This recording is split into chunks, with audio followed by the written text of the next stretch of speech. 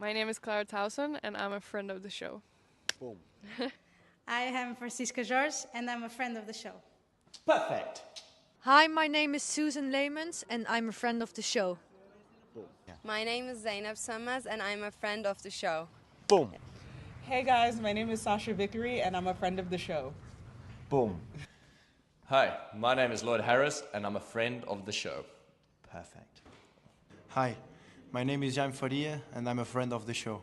Boom. Yes. Take one. Well done. Hi, my name is Jasmine Paulini, and I'm a friend of the show. Wow, Jasmine, you got it in one time. Ready? Play.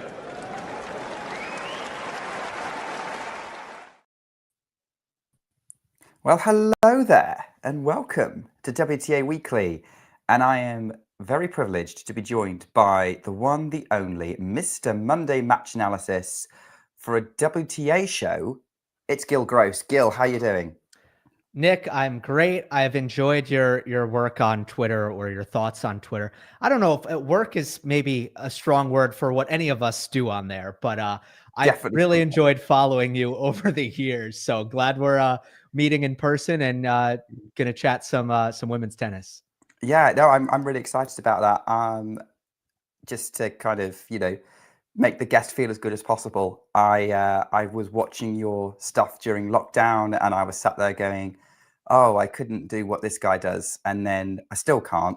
But at least we're both on a camera talking tennis, which is an absolute privilege given someone of your knowledge. Although I will say, historically, I did think, "Oh, I wish this guy did more WTA content," because I would love to hear his thoughts on sort of the way the game was going.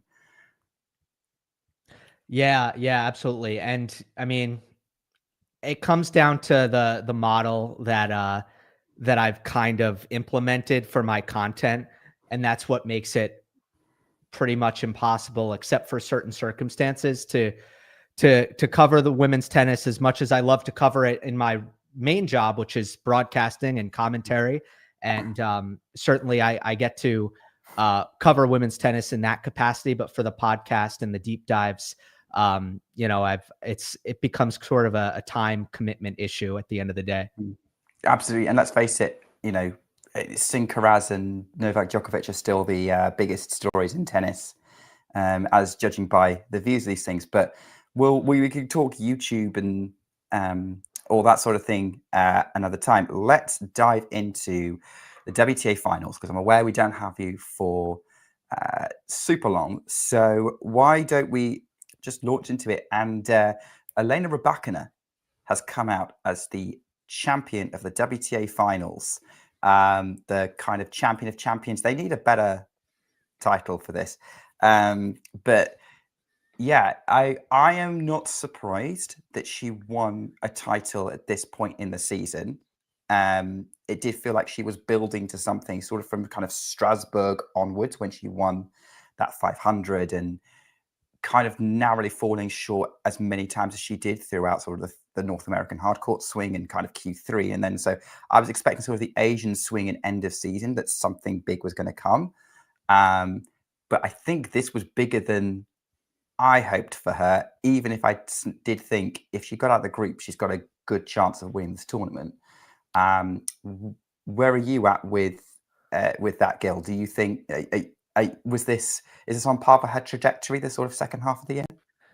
Well, you kind of, first of all, it's been hard to predict over the years, when is she going to play her A+. But then when she does, it's usually pretty awesome and almost impossible for everybody to deal with. And I think this was a WTA Finals run that stands out really for its dominance more than anything else. 3-1 over Anisimova, 1 in love in the latter 2 sets against Swiatek. Doesn't drop a set against Sabalenka, and what a poetic finish. She's 22-2 on the year in tiebreaks, and Rybakina wins a second set tiebreak 7-love. So just the manner in which she won was very statement-y, and I think it would have been difficult to see that coming, I would say. But I'm kind of with you. It did feel like the form was getting better and better. She had kind of gotten out of that rut that she was in the middle of the year where she was just losing every close match. I mean, we can talk about it a little bit more, but it wasn't, it was just a matter of the tight moments where she, I think, maybe just got into her own head a bit in the middle of the year, and that was dragging her down. But once she kind of emerged out of that, and the conditions, I think indoors, a little bit of altitude, really good for her as well. And she was a wrecking ball last week. Yeah, absolutely. And I love the description you just gave of A+, because that was the score I would give her, particularly after the final, because it did look like during that final that she was going to play her best tennis no matter what, and not even Aryna Sabalenka could do anything about it. Like, Aryna did her very best to make it a really good match and, you know, take it to that second set tiebreak and keep up with her. But it always felt like the world number one, crazily, was keeping up with Elena Rybakina in that match. So, yeah, what was your take on how the final kind of played out there? It's an interesting matchup, and I think the three players who probably as a whole looked the best in Riyadh are Sabalenka, Anisimova, and Rybakina, obviously. And those are sort of the three, I'd say, just ultimate power players on the tour. I mean, you can throw in Keys, but Maddie loses a little bit of that wattage on the serve, where the other three kind of still maintain it. So it's just the full package of power tennis and the best version of first strike tennis that exists in the women's game. So you kind of, when you watch Rybakina share the court with Sabalenka and you look for, okay, what's the difference here with two players who are trying to do the same thing to each other? And I find that the production of Rybakina's power is a little bit more efficient than Sabalenka's. And I think she's a little tougher to rush. And sometimes the consistency can be more attainable for Rybakina because everything is a little bit quieter. Like there's not as much, there are not as many lapses in balance. The technique is just a little bit more consistent in its production. Like Sabalenka sometimes has a bad habit of sort of short arming or snatching at her backhand, just for example. Now, obviously it doesn't happen super often, but with Rybakina, there is a level of repeatability that is where I think she draws her biggest advantage over Sabalenka. I thought she did a great job at, playing big into big targets. And I think Sabalenka was looking a little bit, she was easier rushed than Rybakina in some of these exchanges. If you look at the second set tiebreak, I don't think Rybakina hit a winner in the 7-love, but she forced a bunch of errors, and some of them were forced errors right through the middle, just hard through the middle. And Sabalenka had trouble absorbing on those occasions. But when I was watching the final, that was my biggest takeaway. It's these two are both just the heaviest hitters that the game has to offer. But with Rybakina, there's a certain serenity in the production of that power. That's where I think she has the best edge over Sabalenka head to head. Yeah, but that, of course, requires her to find that serenity, because I think when she hasn't maybe fully found that footing is where she's kind of come undone. You're right. Like, yeah, she's someone like in that matchup, I would usually favor Rybakina in that matchup, and the results would prove that. Like, Aryna's only ever had one straight set win over her in all of their meetings, and Rybakina's either lost in 3 or 1 in 3 or 1 in 2. So it's clear that she's finding a way to, you can live whatever Aryna can put her. Aryna finds it, gets stressed dealing with her, and today kind of played out like that. So but for me, it's very much like, okay, can Rybakina find that footing going into the match? Because that's going to decide the outcome, and she did in the final. Yeah, and when she's confident and in a good headspace and in a good physical state, there's not much to worry about with her. I mean, I would say just on balance, some advantages that Sabalenka can utilize is, I think Aryna's a lot more comfortable now mixing up her game. She's more comfortable in the forecourt, and I think athletically she scrambles a little bit better. So I think in slower conditions, when if the points were to get a little bit more athletic on a more regular basis, that's where I think Sabalenka would be best suited to play Rybakina. But if they're going to kind of go first strike for first strike back and forth, I think Rybakina was able to execute that game with a little bit more cleanliness than Sabalenka. And that was kind of the key. But for Rybakina, she's a tough player to analyze sometimes because what holds her back at times is not technical. Like, it's literally just, I think sometimes physical stuff can drag her down.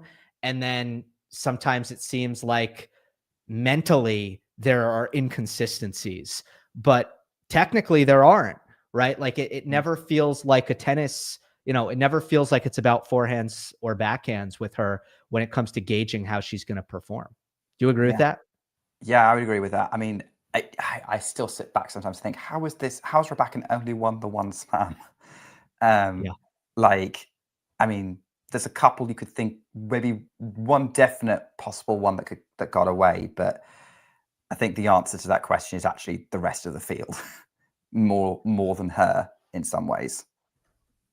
Yeah, although I think there have been peaks and valleys since the Wimbledon title that we would not have foreseen. Again, some of them physical, some of them mental and emotional, and of course, like off court, there's been stuff I think that most people feel, and this gets into territory where we'll never know everything, but most people around tennis feel as if sometimes the off court can be a distraction for Rybakina.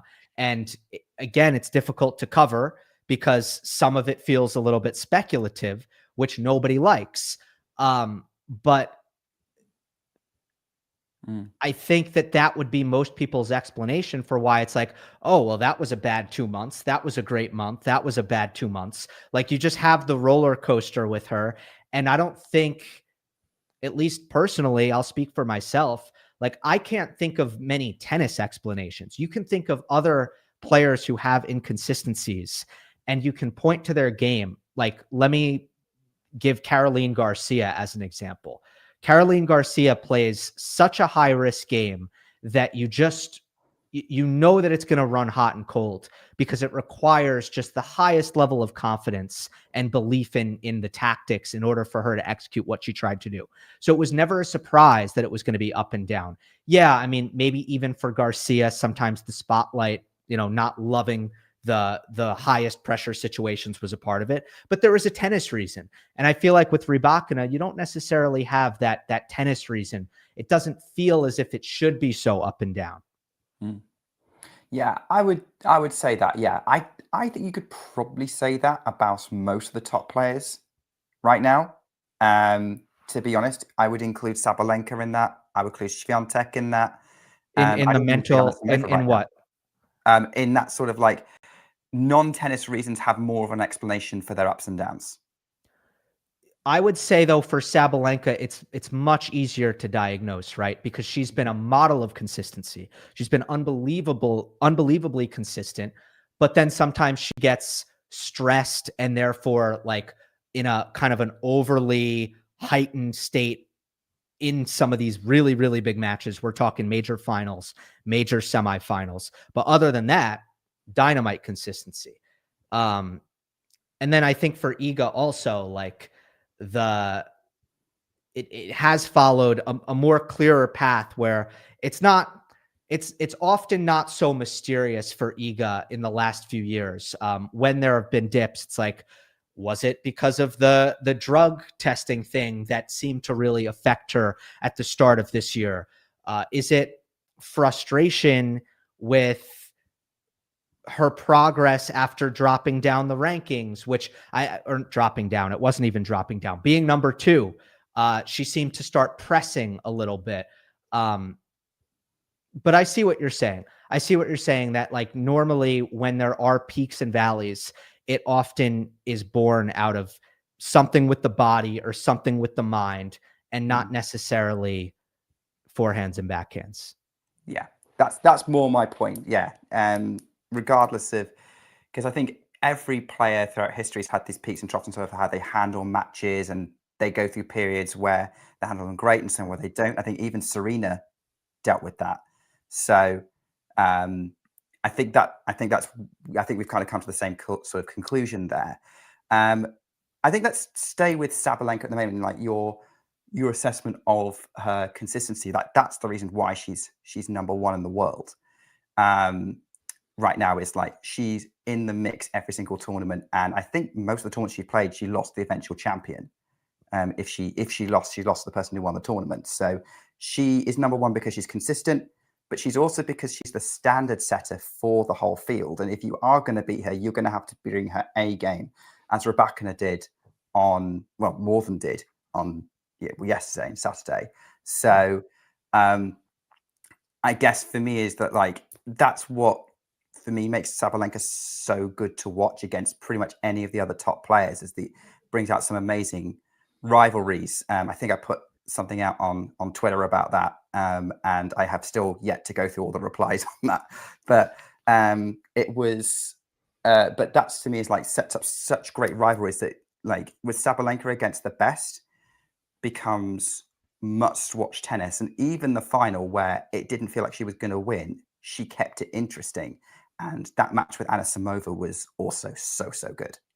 So good. That's a great point. I was thinking about it when when she was playing Anisimova, and I thought, man, Sabalenka Rybakina matches are usually so good. I'd love to see that. But then I was thinking, her matches against Anisimova have been so good also. So that's a really interesting point. I think Nadal had a little bit of that, right? Like Nadal had, if you go through history, a lot of the great matches, even honestly, he lost a lot of them, but so many of the great matches of in the last century have at least had Rafa in it. And I think, Sabalenka last year playing Iga in Madrid was a classic. And I think her Australian Open final against Keys at the start of the year was a classic.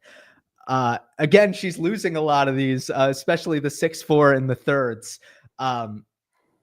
She won 85% of her matches this year, Nick. I mean, that is such an incredible win rate. And I think like she has become very comfortable in what she brings to the table.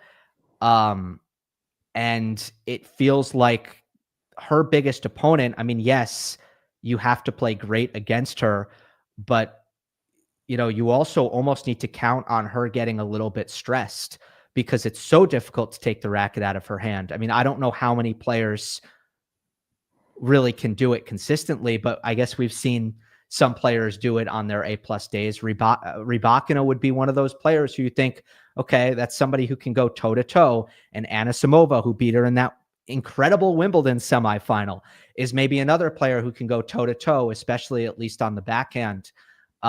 So I think it was a great year. And what's great if you're in Sabalenka's world is, it's very clear where she goes from the best player in the world to I just had a generational all-time great season.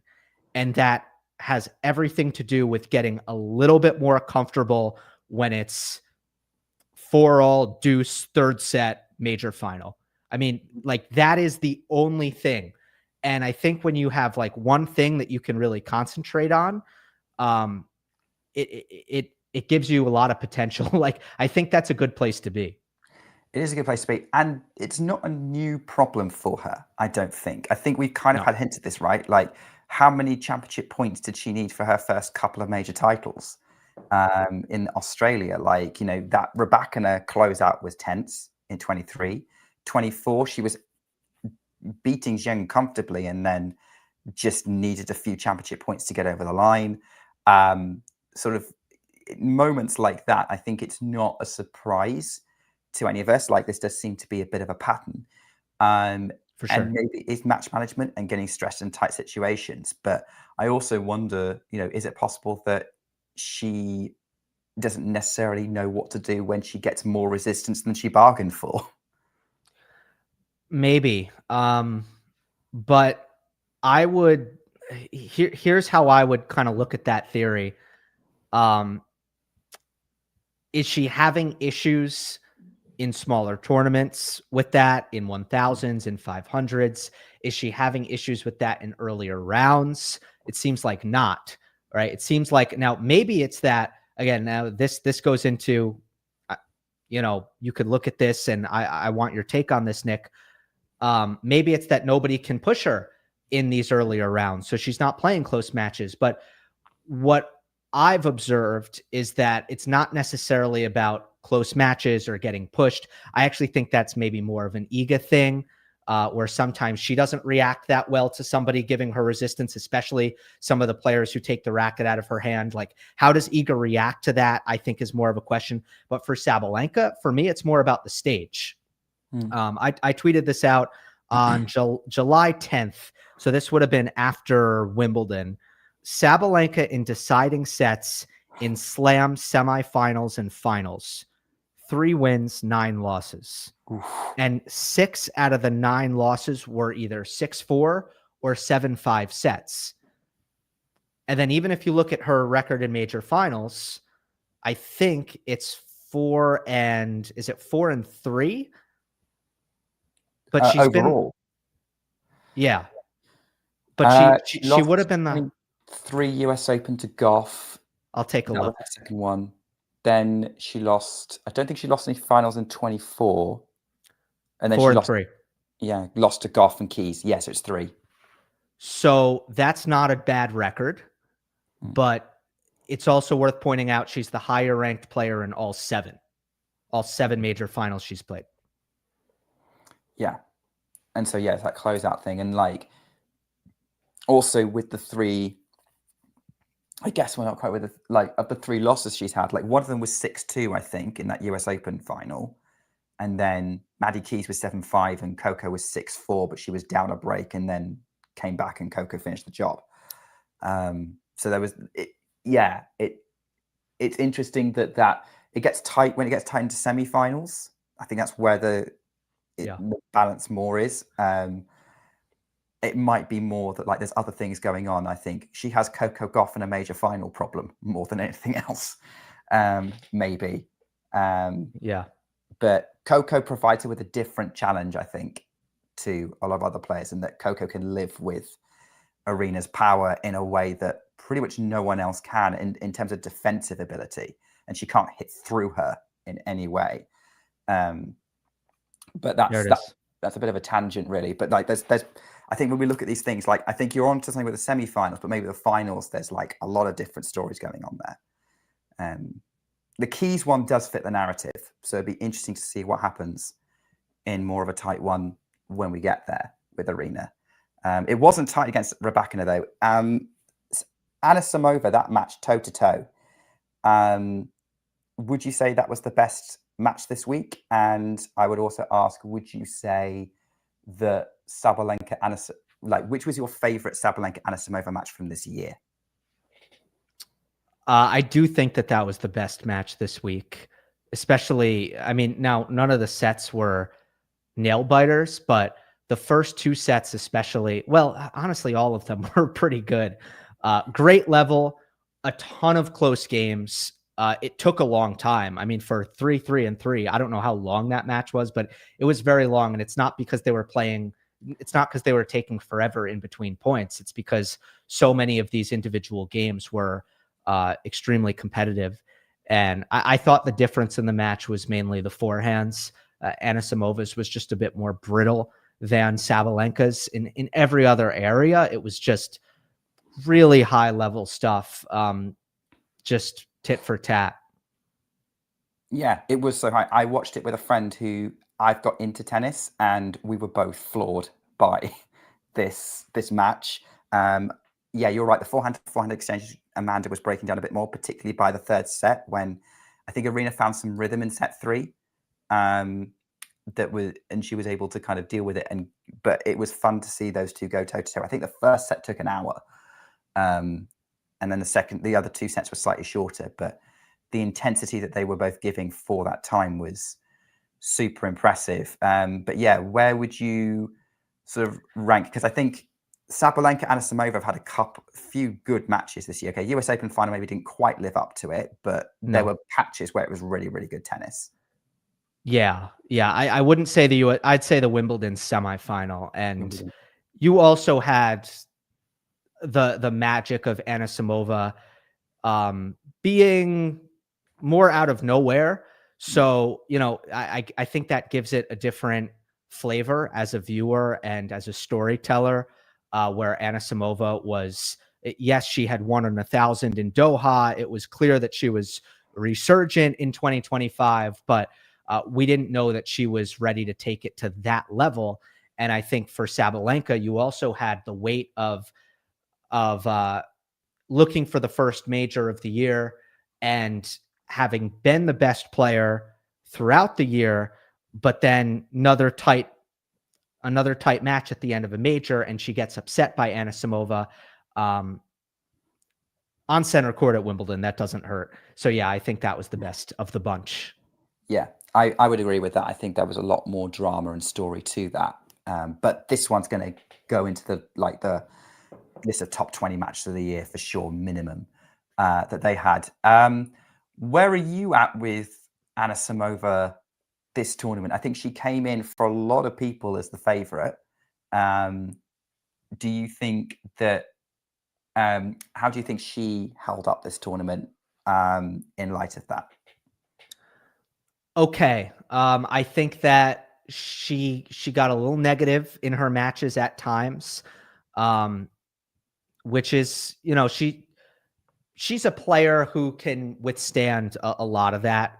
And you got to look at what's happening during the points. I don't love reading too much into between the points unless it's affecting during the points. I think it ventured into that range a little bit at times for Anisimova, where you saw some of her frustration coming out in the points, which is something she needs to be a little bit careful with.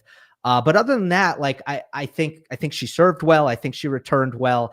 The backhand is, I think everybody's kind of come around to looking at that backhand as the best in the world. I think when she had issues, it was mainly the forehand just going off on her. And I think, that is probably the area where if she could sort of just button that up a little bit, and sometimes it's she gets jammed, and, she really likes to create a lot of space between the ball and her body. And when she doesn't get that perfect, and I think it's not very forgiving for her, the forehand, when it's in her strike zone, is usually pretty great. And yes, it's a flat delivery, but she can certainly control it. I do think it's pretty sensitive with contact points. So if you get it low on her, or if you're able to get it into the body on her, or, even if you're able to stretch her out a little bit, that's where it can get a little bit shaky. So I think Sabalenka, certainly in the semifinal, that's the main thing she was able to take advantage of, just going hard and trying to create as much quality as possible into Anisimova's forehand wing.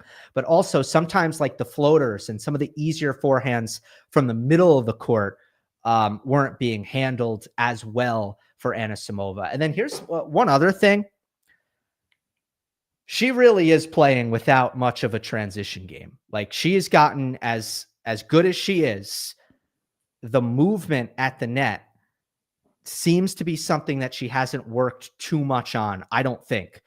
I don't think the volleys are the problem, because she can volley pretty well, but she doesn't really close the net. She doesn't really cover the net at the level that you need in order to be comfortable moving forward. So she's still young.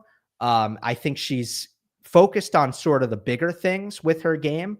And that's been, that's what you do to kind of close the gap to get into the tier 1 level. Now that she's here, I'm wondering if she can do a lot of the things that Sabalenka has been able to do.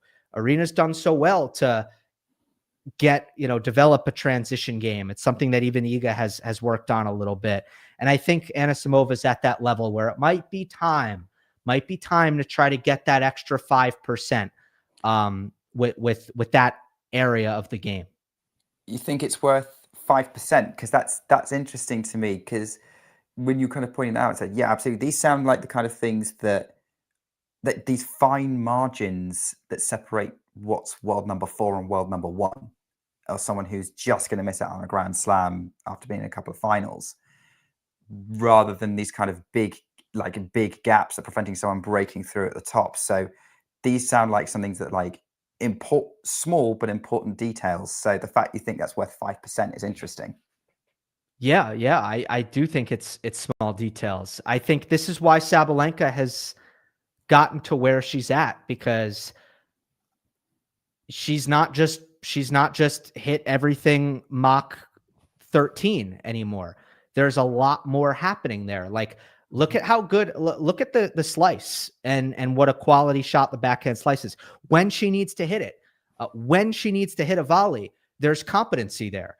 It's not about changing your style, Nick. It's not I'm Sabalenka and now I'm a net rusher. It's not what it is about. It's about when I have to be at the net, it might not be the first option, but when I'm there, can I execute? And for Anisimova, I find myself feeling like, all right, like that looks underdeveloped. That looks like undertrained, something that hasn't been concentrated on. I mean, even if you look at like, you can't always judge on this, but she's played like no doubles in her career ever. That would help a lot with the kind of things you're talking about here. Whereas, yeah, everybody else at least has dipped their toe in it. Who is it? Sabalenka was the best doubles team in the world with Mertens. Yeah, won a couple of Grand Slams. So absolutely. I guess like, yeah, Sabalenka is like up there. Gauff up there, got to best in the world in her game. Iga, I think, has dipped her toe with it, but not necessarily followed it through in the same way. But yeah, you're right. So maybe that getting on the doubles court a bit more might help her out there. I don't think she'll do that, by the way. I think that's a bridge too far, but just on the practice court. And again, I really think it's just training the movement. Because I'm sure she can volley when she's there. It's just she doesn't get to the right spots.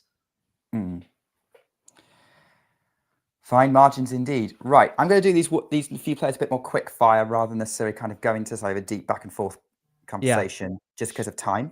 Sure. Other semi-finalist, Jessica Pegula, I thought had a really good WTA Finals. Beat Coco, pushed Sabalenka, pushed Rybakina. It feels like, even though she's like 31 now, that she is still moving forward. And despite falling short in that semi-final, there's a lot of positives for her to go into 2026 that she might be able to compete for that slam. Yeah, I agree. I mean, she works so incredibly hard. And she feels like she's still getting better every single year. And that's what you need to stay inspired and to stay motivated. I think as soon as players start to feel like they've hit the wall, that's when mentally things can really start to go downhill. Pegula is not there yet. It feels very hard for her. Like there's just a lot of tough physical matches. And sometimes you follow Pegula and you're like, man, I really admire this heart, but can you like, that's it, right? Obviously, she'd love it to be easier. I think the only way it gets easier is if she can serve a little bit bigger. Like she's at a deficit against almost everyone she's playing, other than Paolini, in this WTA Finals field as far as first serve artillery. But then I think from the baseline, she's not underpowered. That's the thing. Like the way she absorbs, the way she redirects, how deceptive her ball is, the way it kind of comes through the court. I don't find her underpowered at all. And guess what? She's uniquely suited.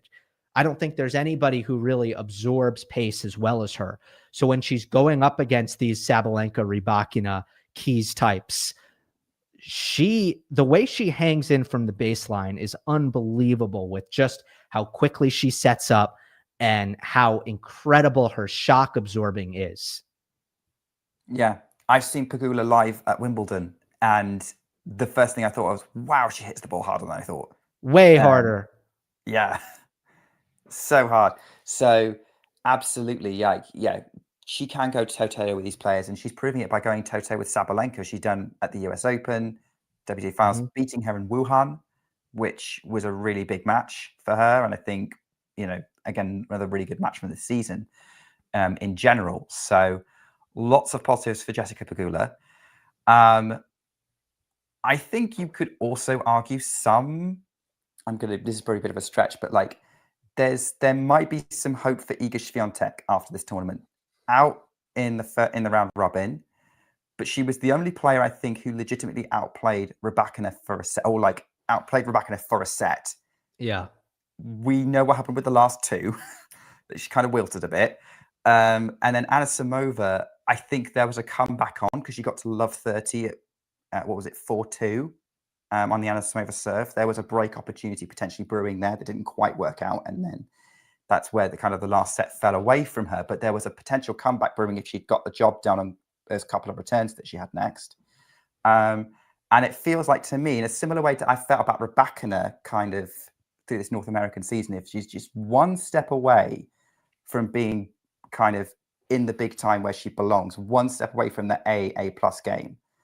And when it clicks, she's going to take that step, but she's going to have to wait for 2026 for it. Yeah, I agree. I mean, this was a pretty valiant effort for Iga in conditions that definitely don't suit her. Like I didn't think the court was taking the spin very well, and obviously the ball was flying through quickly. This was better for flat hitters. And Iga, I mean, the way I just thought everybody was playing so well, other than Keys, playing so well against her. Like the level of Iga's opponents this week where it was really something else. I do think tactically, Nick, there's been a focus, and Iga will just have to counter this. Players used to avoid her forehand. I think they used to think, oh, this big spinny forehand is scary. We don't like it. We'll go to the backhand. I think that's completely shifted, and especially players who have a lot of pop in their games. They're going hard at the forehand as much as possible. And that is where, if you rush that side, you get the more attackable balls and you get more errors. So yes, the forehand can be scary. And when it has time, it can be very uncomfortable to deal with that ball. But if you can go hard into that wing, that's where you're going to get a lot more reward.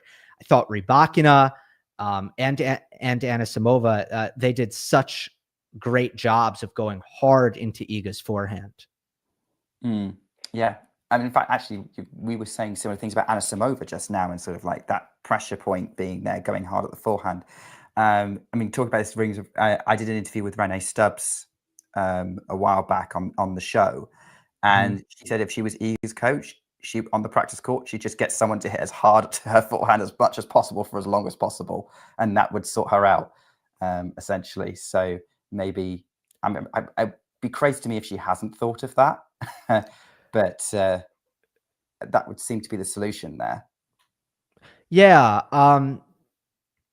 I mean, one thing that Wim has tried to do as a quick fix is getting her to just give some ground, especially on the return, which I think is great. Like if not enough players on the WTA Tour move back, in my opinion, at times. Like if you're getting rushed, move back. And I understand the reasons for it, but Iga is so strong and so fast that she can absolutely do it with success. Playing with a little bit more air sometimes, but also trying to flatten out in a way that isn't too risky, can sometimes be effective as just a way to blunt pace. So what I'm curious about is, now that they're in an off season, does it get a little bit more technical? Because during the season, I think, Wim saying, let's move back a little bit, that's an easy thing to do mid-match or mid-season, not a problem. But now that there's an off season, now you can be a little bit more aggressive with your remedies. Yeah. And we'll see what use they put for that off season. We saw some impact on the off season like a year ago, going into 2025 Australia. We immediately went out, new Iga. Let's see what Iga kind of 2.1 looks like. with win for set. Right, I've got a couple more questions for you, Gil. We're going to kind of, apologies to anyone who's fans of Coco Gauff or the other players in the field, Paolini and Keys. Probably don't have time to kind of cover them right now. Across the bottom of the screen, we're seeing Gil's predicted top 10 for the WTA Finals. 10 Paolini, 9 Badosa, 8 Pegula, 7 Navarro, 6 Mukova, 5 Zheng, 4 Gauff, 3 Rybakina, 2 Swiatek, 1 Sabalenka. How pleased are you with that top 10? Not necessarily with how well you got it spot on, but how close you got. 5 out of 10. I'll give myself a.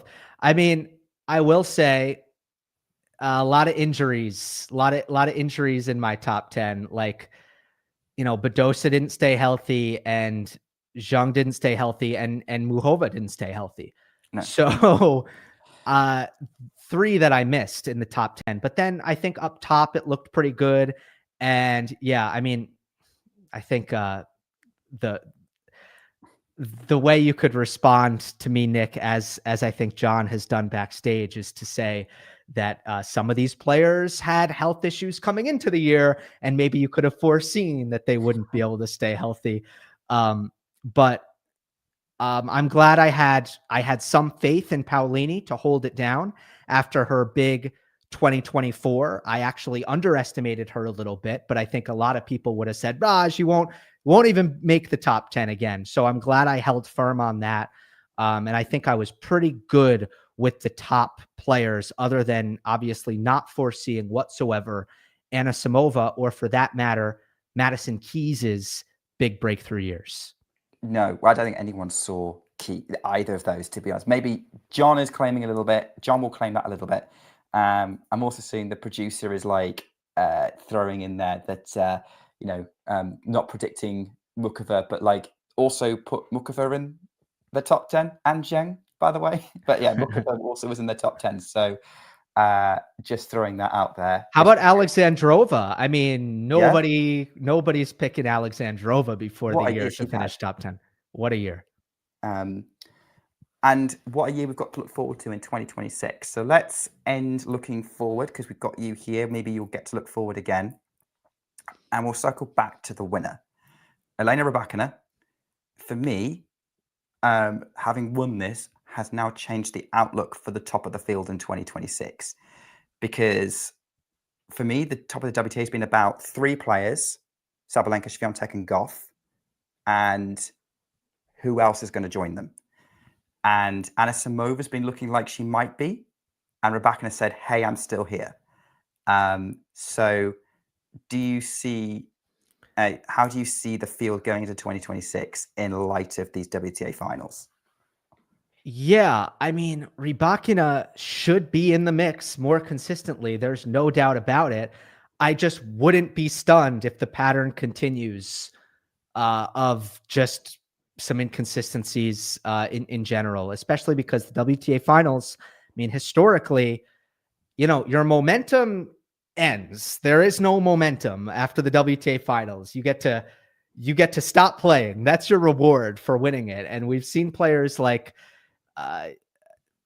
Muguruza in 2021 and Caroline Garcia in 2022. And even Coco Gauff last year didn't really come out guns a-blazing to start the next season. So to start this season, rather, right? United Cup? Was she? Oh yeah, she did play. She kind of won the United Cup. Oh, she played incredibly well. Yes, and then Australia was disappointing. Hit like a brick wall. Yes. She did play incredibly well at the United Cup, and she beat Iga in one of the best matches she's played. Okay. The point is, it was not necessarily the smoothest ride from there. So I don't know. Again, I think you're right. I think Rybakina, pencil her in. She's top 4 next year. That's how it should be. That's how I think, if all goes well, it will be. I think that Iga, I think this was a formative year for Iga, and I think she's going to kind of be back on the upward trajectory, challenging Sabalenka more staunchly than she did this year. That's my prediction. Well, we know your predictions are usually relatively close, judging by how things are going. I'm sure the Iga fans who watch this show are going to be absolutely loving that. And yeah, we'll wait to see who else might be involved in that. And hopefully we'll get to talk some more WTA with you in the future, Gil. Thank you so much for coming on. Pleasure, Nick. This has been a lot of fun. And again, glad we finally met face to face, albeit through the magic of StreamYard. Through the magic of StreamYard, yes. Well, to be honest, that's how I've met most people. I'm still not entirely sure if John Silk's a real person. Fair enough. So, me either. Jokes, I have met him at Wimbledon one time. All right. Thank you so much, Gil. And what a final guest to have on WTA Weekly, the last one of the year. That is it. We are resting. There is no Billie Jean King Cup to look forward to. That's been and gone. We have no WTA tennis until United Cup and etc. kicks off at the start of 2026. So that's me signing off for the year on the show, I guess. Well done. Everyone. Great year. What a year. Yeah. Thanks everybody for watching. Subscribers, guys, not because of my efforts. I just rock up once a week and talk rubbish, but well done to the channel and everyone who's got involved for getting us to 20k subscribers. So big milestone for us. Hopefully, if you're new to the channel and you're seeing us for this time, you'll join those 20k subscribers. Give us a like, keep following what we do, especially since we've got ATP finals coverage on the channel happening this week. As many live streams as we can, many watch alongs as we can, and of course, full reaction at the end of the week on ATP Weekly. And you know, we'll see what we can do for our usual end of year wrap up when we look back at the best WTA matches of the year. Joe, I'm going to do a cheeky extra question for Gil. Gil, when we're doing that, what matches do we have to consider? In the matches of the year? Yeah, matches of the year. What do we have to consider? Don't you say what the best is, but like, who do you think is what ones we have to consider? Yeah, matches or players? Matches. I think Anisimova, Sabalenka at Wimbledon, Keys, Sabalenka at the Australian Open are the two that kind of first come into my mind. Maybe the former because we had already talked about it. I don't know. Yeah. Oh, what about Keys Swiatek, Australian Open semi-final, as the producer suggesting? Yeah, it's not as memorable for me. And maybe that's because it happened at 2 in the morning, 3 in the morning for me. I don't know. Yeah, it doesn't help.